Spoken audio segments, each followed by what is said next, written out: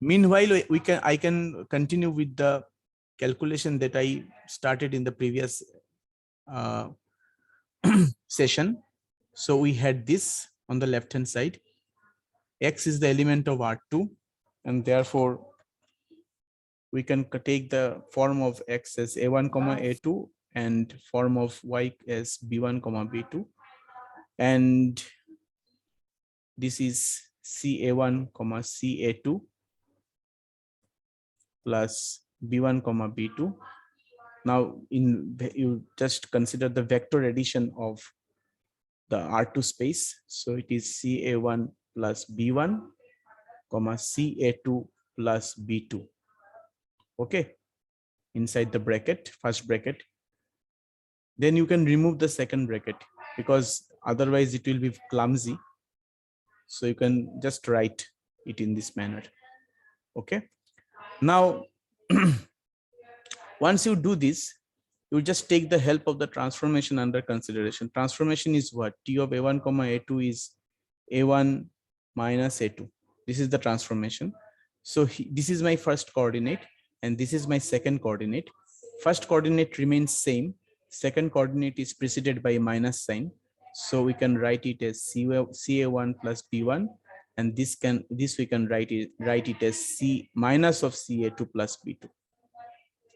And this is the thing by the definition of the transformation, the definition of the reflection about x-axis. And you can cannot simplify it further. You can just write it in this manner. That's it, if you want. Now this is your left hand side. Then if I talk about the right hand side gives you CTX plus TY. Okay, we want to check whether this is having the same form as this or not. Now we can put in place of X, we can put A1 comma A2, and in place of Y we can put B1 comma B2. Now apply the transformation formula. T of A1 comma A2 means A1 minus A2. T of B1 comma B2 means B1 minus B2. And now apply here for the first term, apply scalar multiplication property of the R2 space, which is CA1 minus CA2. And this is B1 minus B2. And if I apply the vector addition rule of the R2 space, this is CA1 plus B1, and this is minus CA2 minus B2. And you see that this is same as the left hand side. So LHS and RHS are also same. LHS and RHS are also same, and so T is linear.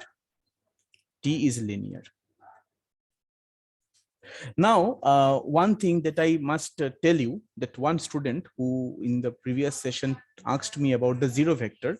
Now, if you think that, okay, how zero vectors, whether you want to talk about zero vector in this particular problems or not, I'll suggest, okay, yes. So here it is not required, I think, because the vector spaces are same. Exactly, it is not required that it's because the vector spaces are same. But even if you want to verify, you want to recheck, okay, maybe the vector space is same, maybe it is from same vector space to same vector space. If you want to check whether it is going by the rules set by the transformation or not, then you can check it. You see, it is extra. If you can avoid it over here, but it is extra. If I consider the zero vector of R2 for the first problem, then you can easily check that this is nothing but 2 into 0 plus 0 comma 0, and which is 0 0, which is zero vector of R2 once again. So this transformation rule is getting satisfied over there. Here also, if I consider 0 comma 0, then the first coordinate is 0, the second coordinate is preceded by the minus sign. So it is again similar to 0 0, which is the zero vector of R2. So these are two trivials, because here the vector spaces are same. You are right, and therefore you can show it. It will be extra. If you don't want to show, no problem with that. Okay, so you see the main point is that in the first problem, I applied the properties of the definition directly to show whether the transformation is linear or not. In the second problem, I applied, the geometry is clear to you, and I showed you that you can show whether the transformation is linear or not by using a theorem. That is another way to show whether the transformation is linear or not. Now I am considering the third problem. Third problem is also being taken from the book, but here I'm going to apply another way to show whether the transformation is linear or not. I'm telling you about it.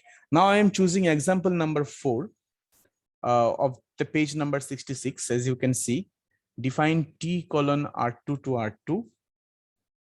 And the operation is now being taken as, can you say what operation I'm taking? T of A1 comma A2. If the book is open in front of you, then you can say T of A1 comma A2, which is A1 comma 0. But what sort of operation is this? What is the geometry?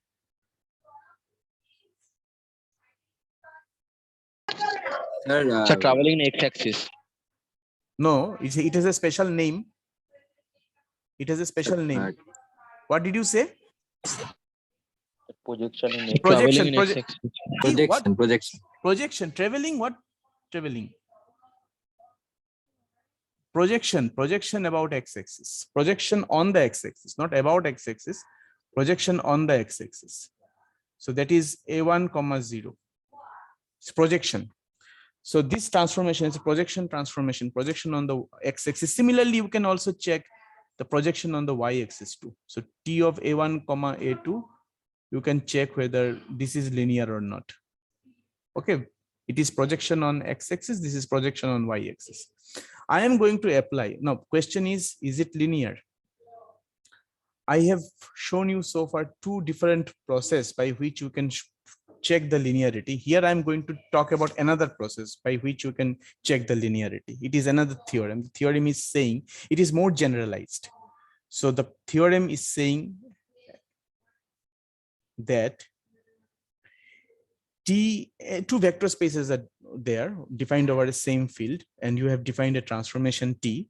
Then T is linear if and only if for x1 comma x2 comma dot dot dot xn belong to V, and a1 comma a2 an belongs to F. Okay, we have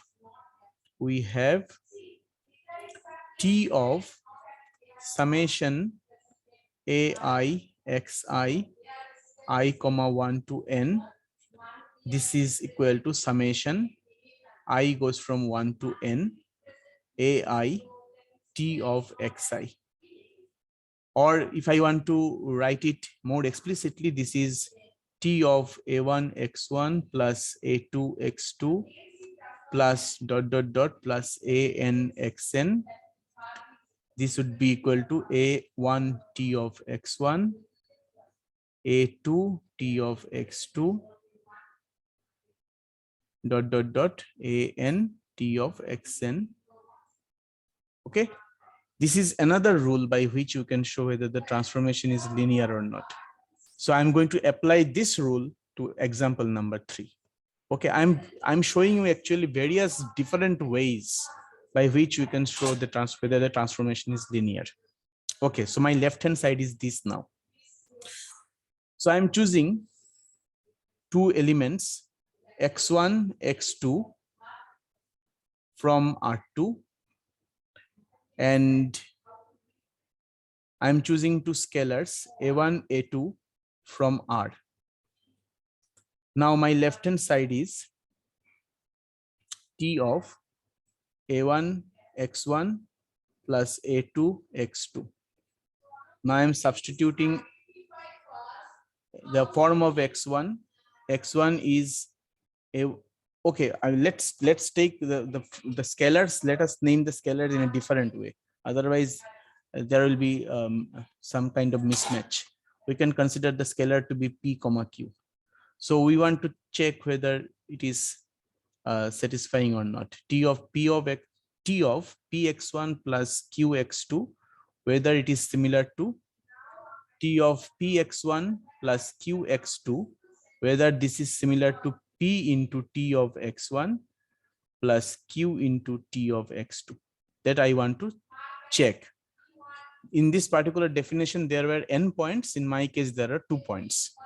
So now I am choosing now I am choosing the point, the form of x1.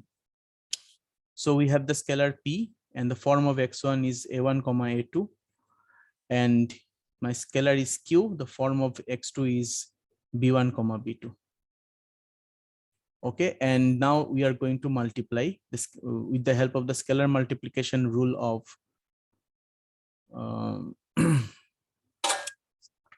scalar multiplication rule of R2 space. So we have this. Another bracket is needed, I think, and then we can write it as QB1 comma QB2. Put the bracket, and then I'm writing here. This is T, P of A1 plus Q of B1, and this is P of A2 plus Q of B2. We have these 2 coordinates. This is the first coordinate, this is the second coordinate. And since it is the projection operator, and the projection operator on the x-axis is defined by this rule where first coordinate remains same and second coordinate vanishes. So here also we will get the image as P of A1 plus Q of B1. The second coordinate vanish, which is 0. So this is the thing that is coming from LHS. Now what about RHS?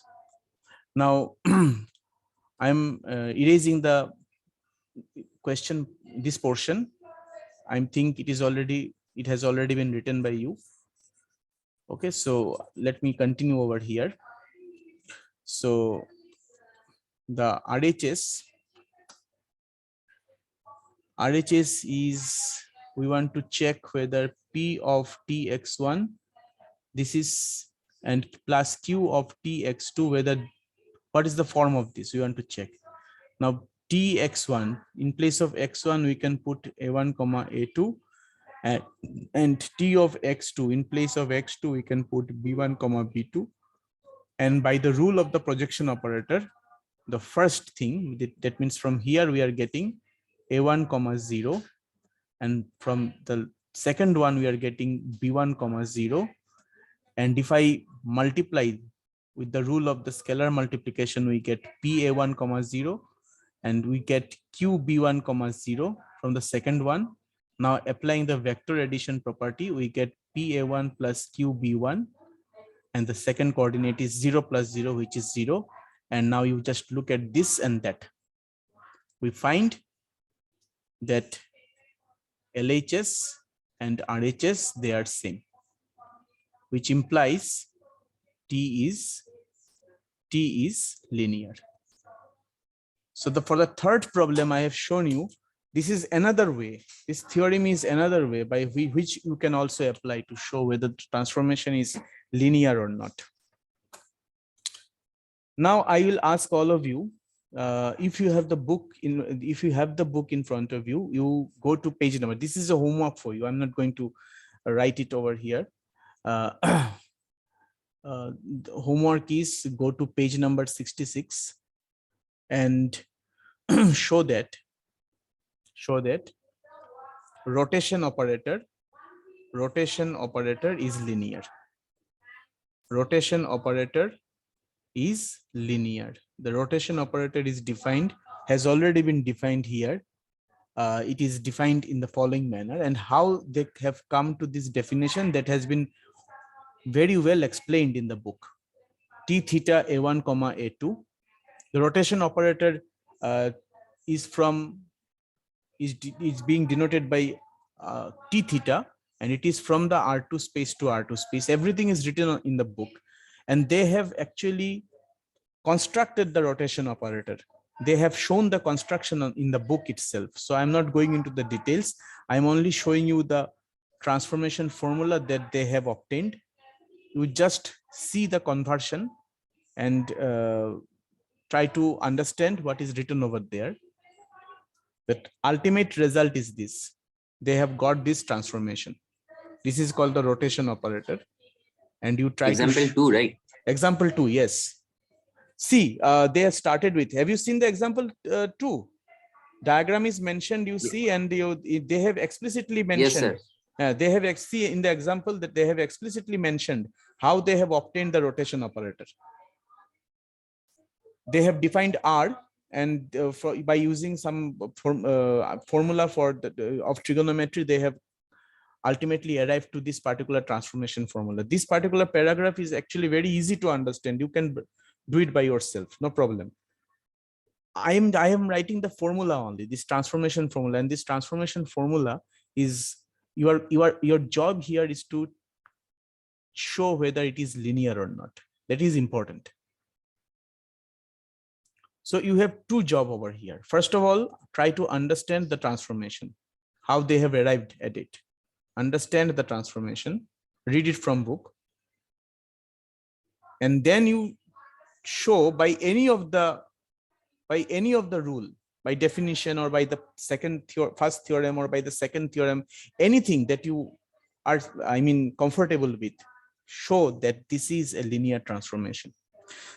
Three important linear transformations are actually very important in this particular case. One is the rotation transformation, another is the reflection, and another is the projection. Apart from this, you can see in example 5, 6, and 7, some transformations, some other sort of transformations are also defined. And very important example that I want to mention, I would like to mention over here is example number 5.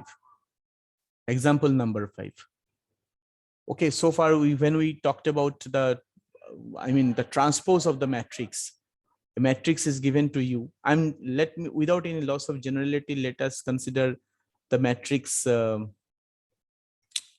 by 2 matrix only. Okay, for simplicity. So this is the matrix, and we know that if A is this matrix, then A transpose, we just write rows and columns and columns as rows. Now, what the hell of meaning of this? What do we mean by this? Interchanging of rows and columns. In example number 5, you see that they have defined, they have considered the vector space in general. M cross N is a vector space of all matrices of order M by N defined over the field F. They have considered a transformation T from this vector space to another vector space where order has been reversed, which is N M cross M, but the field is not changed. Field is same, which is the primary requirement for defining the transformation. By taking a matrix from this capital A belongs to M cross N F. Okay, and the transformation is defined as A transpose, which belongs to M N cross M F, and they are saying that this sort of transformation, that means the transpose, taking transpose, whenever we take the transpose of a matrix, we are actually transforming the matrix from one form to the other. It is a sort of taking transpose is also a kind of linear transformation. So here you are supposed to show that T is linear. T is linear. Prove that T is linear.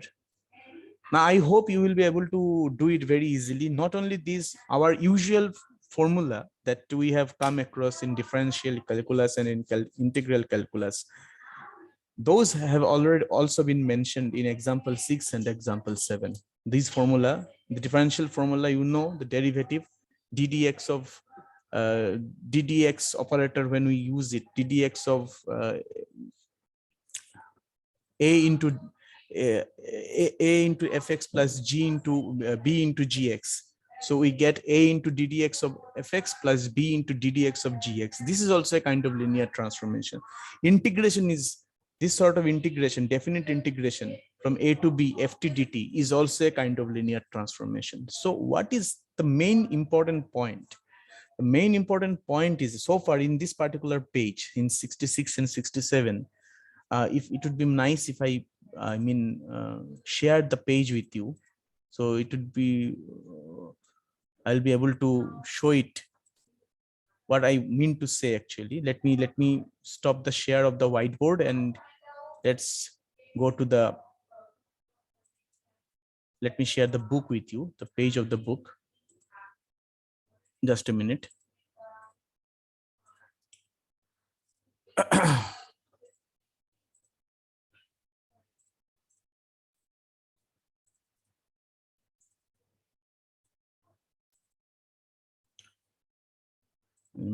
Okay, no, it's not this one. Transformation. Okay, now the main important point is that once we get the knowledge of linear transformation.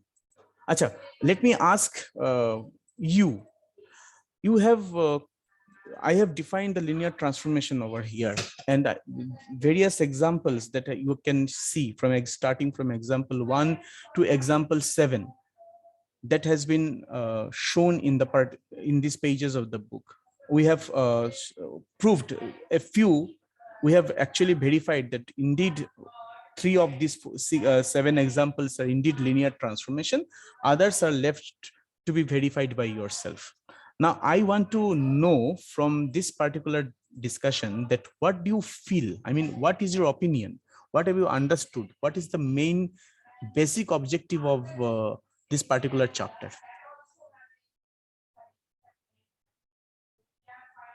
Can you tell me? Can anybody tell me why after seeing these varieties of examples, what is your opinion regarding linear transformation?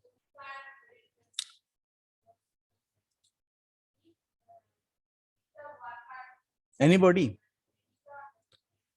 It is actually, see, the thing is that these particular examples, so if I look at it, look at these examples, these different sets of examples we have come across in various different topics of mathematics. In vector algebra, we have come across projection on the x-axis, reflection, rotation.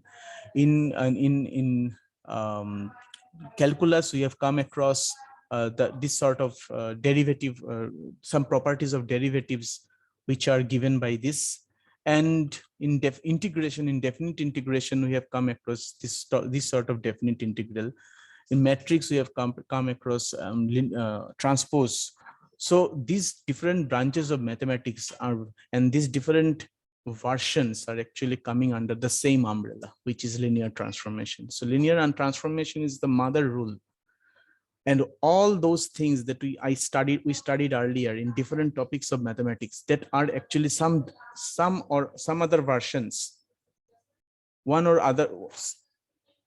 two versions of this linear transformation. In that time, we didn't know about anything about linear transformation, but now we learn those functions sporadically, spread it in different topics of the mathematics.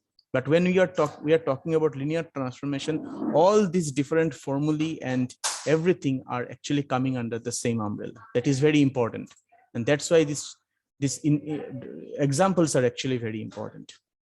The most general thing. Most general thing, and not only this, the linear algebra, this entire linear algebra is more general thing. Vector space, if I talk about the vector spaces, you will learn the physical vectors in the physics, having some sort of direct direction and magnitude. That is also a kind of the set of the physical vectors is also a kind of vector space. But we have come across in this particular topic that not these physical vectors are not the only vectors. Other vectors are also there, which are we never thought of, that a matrix can be a set of vectors. We could never thought of that a matrix can be treated as a vector.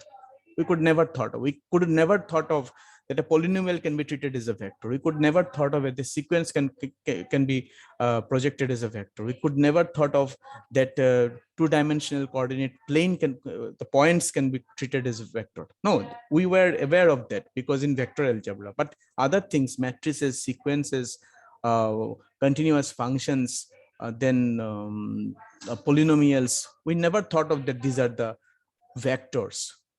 Anybody you ask in school, they will say that vector means something which is having direction and magnitude. So entire thing is generalized. So you are now from each and every in each of these chapters, you are actually trying to understand that we are trying to understand the general, I mean, algebraic property that these different topics of mathematics are going to satisfy. Same properties that they are going to satisfy with different names. They are coming in different parts of mathematics. So each of these examples are actually very important. Now let's talk about this particular definition. This definition you just let us try to understand this definition. Let V and W be vector spaces. And now we have defined a linear transformation from V to W. We are going to define null space. Sometimes this null space is also considered to be the kernel of the linear transformation, which we denote by NT. In some books, you will find that the kernel of T can also be denoted in some books by this particular notation, car of T. It is kernel of T, or we call it as null space of T. We denote it by NT. They are same thing. What is this? What is the meaning of this kernel of T? Kernel of T means only it is a set. It is a set which contains only those vectors of the vector space V, only those vectors of the vector space V whose image is the zero vector. Whose image is the zero vector. We shall consider only those vectors of the vector space V whose image is the zero vector. Understood? Remember, we had vector space V, we had vector space W, and we defined a linear transformation which satisfies some properties like this. Cx plus dy, T of Cx plus dy is equal to C into Tx plus D into Ty. I am writing the theorem form over here. Now we know this. Okay. We want to find now this. Suppose for the transformation defined, we have shown that this is a linear transformation.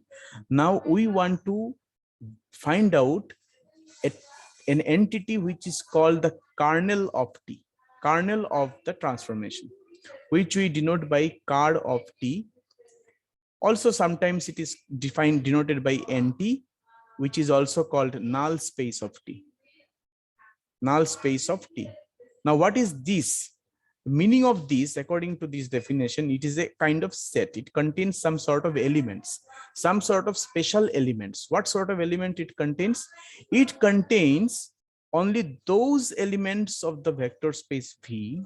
It contains only those elements of the vector space V whose image is 0. Tx is 0. This 0, remember, this 0 is the 0 element of W. So this particular kernel of T will contain those elements of the vector space V whose image is 0. Now, if you have understood this definition, I am considering the linear transformation just discussed, which is defined, which is the projection transformation A1, A2, which is defined as A1, 0. This is the projection transformation. Okay, we have already shown that this transformation is a linear transformation. Can you tell me what will be the car T? What is the form of car T over here?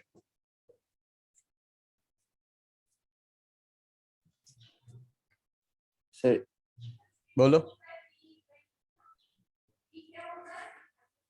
Think and tell me what will be car T in this particular case. the image is always 0. Huh. So car T is, give me the form of car any T. element. Any element. R. Think. Sir, A1 must be 0. Now tell me what is the form. What is the geometry? Tell me the set. Here it is a set I'm writing. I want you to tell me what are the elements that will be. Sir, all points on the x-axis. All points on the x-axis. You have not understood the definition. Sir, Look any at the- real number. No, no, no, no, no, no. Look at the definition. Try to understand this definition. Look at this definition and look at this transformation.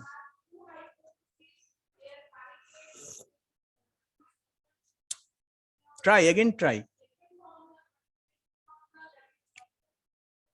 It contains only those vectors of the vector space V whose image is the zero vector.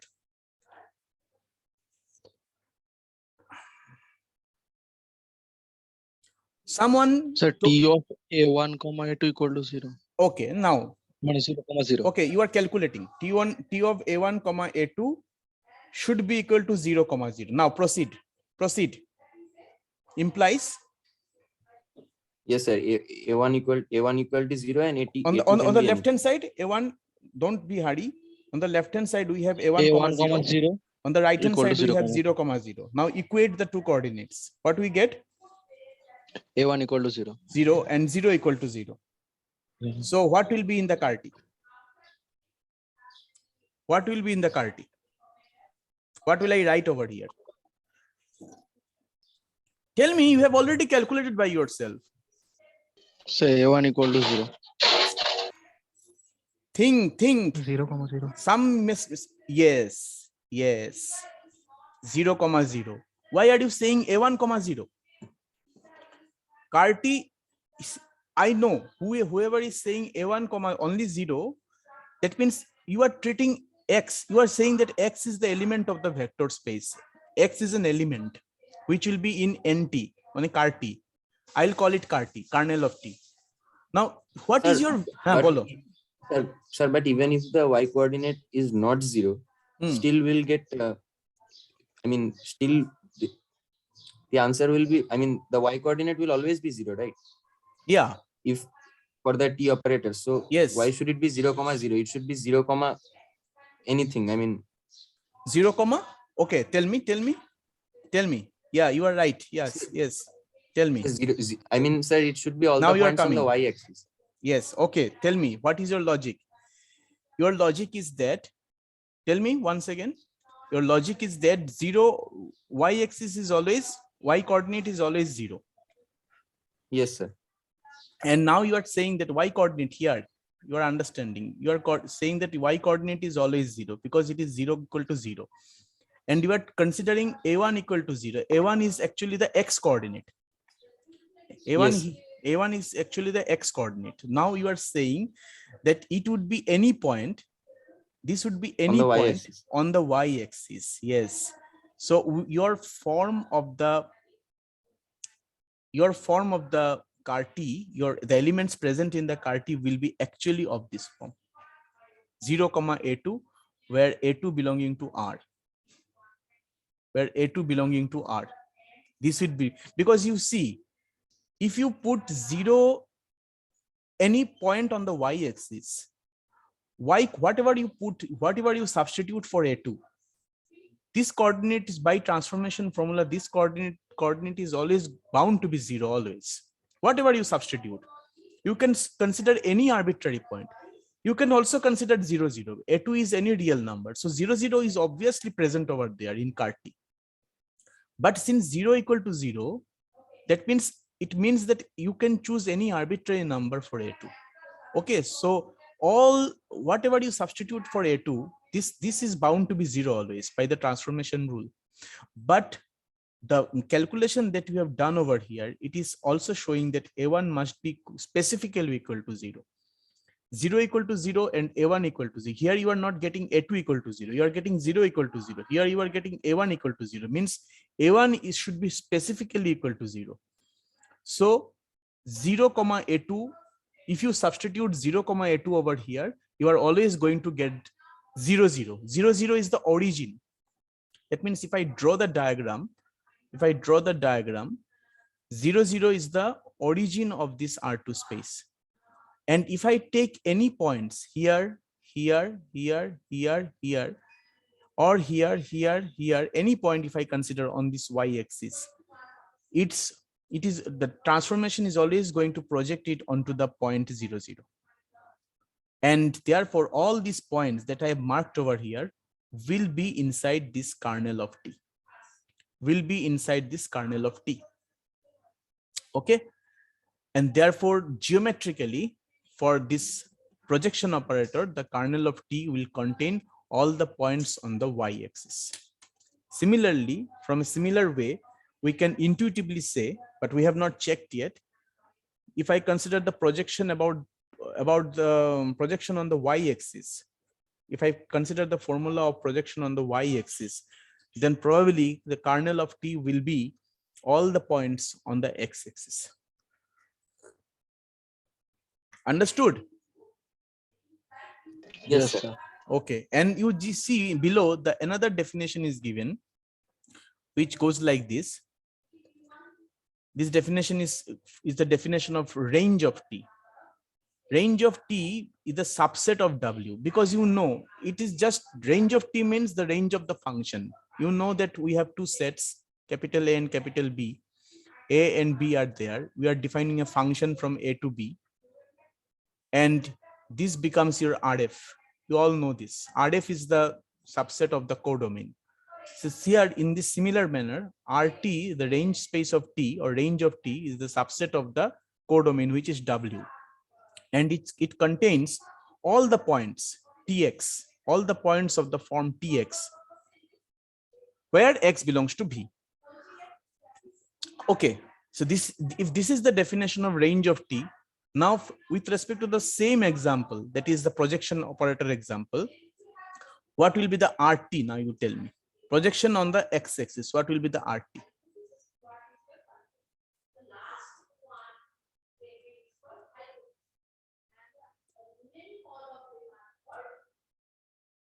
Sir, can you repeat the question?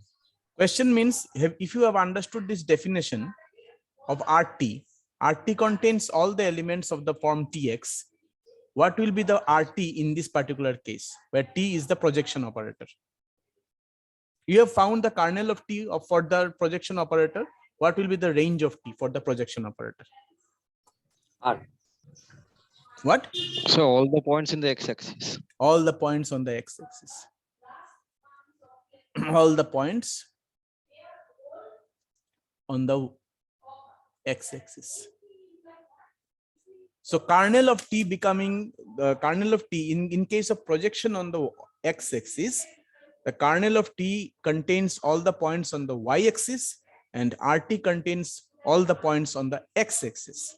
If I consider the projection on the y-axis, the kernel of T will be all the points on the x-axis and range of T will be all the points on the y-axis. Understood? That's the opposite. Just there's some sort of cross connection between them. So your job right now at this point, I'm going to stop. Your job is to find out try to find out.